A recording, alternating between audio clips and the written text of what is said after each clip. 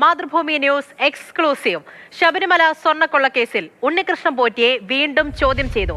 ചോദ്യം ചെയ്യൽ തിങ്കളാഴ്ച അന്തിമ റിപ്പോർട്ട് സമർപ്പിക്കാനിരിക്കെയാണ് 2025 സ്വർണ്ണപ്പാളികൾ കൊണ്ടുപോയതിലാണ് ചോദ്യം ചെയ്യൽ. പോലീസ് ആസ്ഥാനത്ത് വെച്ചായിരുന്നു ചോദ്യം ചെയ്യൽ നടന്നത്. ADGP H വെങ്കടേഷിന്റെ നേതൃത്വത്തിൽ 8 മണിക്കൂറോളം ചോദ്യം ചെയ്യൽ നീണ്ടു. അതിന്റെ എക്സ്ക്ലൂസീവ് ദൃശ്യങ്ങളാണ് ഇപ്പോൾ പ്രേക്ഷകർ മാതൃഭൂമി ന്യൂസിലൂടെ കാണുന്നത്. AK സ്റ്റെഫിൻ വിവരങ്ങളുമായി ചേരുന്നുണ്ട്. Stephin, good morning. അപ്പോൾ അന്തിമ റിപ്പോർട്ടിലേക്ക് കാര്യങ്ങൾ എത്തുന്നു എന്ന് പറയുമ്പോൾ ചോദ്യം ചെയ്യൽ ഉൾപ്പെടെയുള്ള പ്രധാനപ്പെട്ട നടപടികളിലേക്ക് പോകുന്നു. അതും നിർണായക വിവരങ്ങൾ ഇനിയും പുറത്തു വരേണ്ടതായിട്ടുണ്ട്. ഈ ഉണ്ണികൃഷ്ണൻ പോറ്റിയെ ചോദ്യം ചെയ്തതുമായി ബന്ധപ്പെട്ടുള്ള വിവരങ്ങൾ എന്താണ്?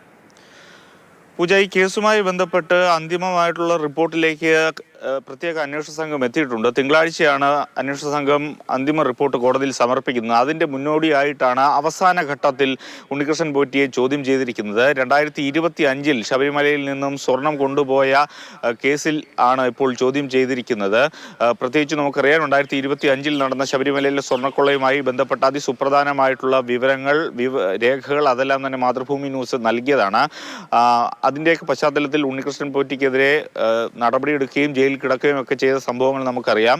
ഏതായാലും വ്യക്തമായ തെളിവുകൾ അന്വേഷണ സംഘത്തിന് ലഭിച്ചിട്ടുണ്ട്. ഈ സ്വർണ്ണക്കൊള്ളയുമായി ബന്ധപ്പെട്ട് ഉണ്ണികൃഷ്ണൻ പോറ്റി അടക്കമുള്ളവർക്ക് ഉള്ള പങ്ക് അന്വേഷണ സംഘത്തിൽ ലഭിച്ചിട്ടുണ്ട്. അതെല്ലാം തന്നെ അന്തിമമായി സമർപ്പിക്കുന്ന റിപ്പോർട്ടിലുണ്ട്. ആ റിപ്പോർട്ടിന്റെ അവസാന ഘട്ടത്തിൽ ഈ റിപ്പോർട്ട് സമർപ്പിക്കുന്നതിന് മുൻപ് ഒരു ചോദ്യം ചെയ്യൽ ആവശ്യമാണ്. അതിന്റെ ഭാഗമായിട്ടാണ് ഇന്നലെ ക്രൈംബ്രാഞ്ച് പോലീസ് ആസ്ഥാനത്ത് ക്രൈംബ്രാഞ്ചിന്റെ ഓഫീസിൽ ADGP H വെങ്കടേഷിന്റെ നേതൃത്വത്തിൽ ചോദ്യം ചെയ്യൽ നടന്നത്. 8 മണിക്കൂറോളം ആ ചോദ്യം ചെയ്യൽ നീണ്ടിരുന്നു. ചോദ്യം ചെയ്യലിൽ അതിസുപ്രധാനമായിട്ടുള്ള ഇതുവരെ കണ്ടെത്തിയിരിക്കുന്ന രേഖകൾ അത് ഒന്നുകൂടി അരക്കിട്ട് ഉറപ്പിക്കുന്നതിന് വേണ്ടിയാണ് ആ ചോദ്യം ചെയ്യൽ നടന്നത്. ഏതായാലും തിങ്കളാഴ്ച ഇതുമായി ബന്ധപ്പെട്ട റിപ്പോർട്ട് സമർപ്പിക്കും.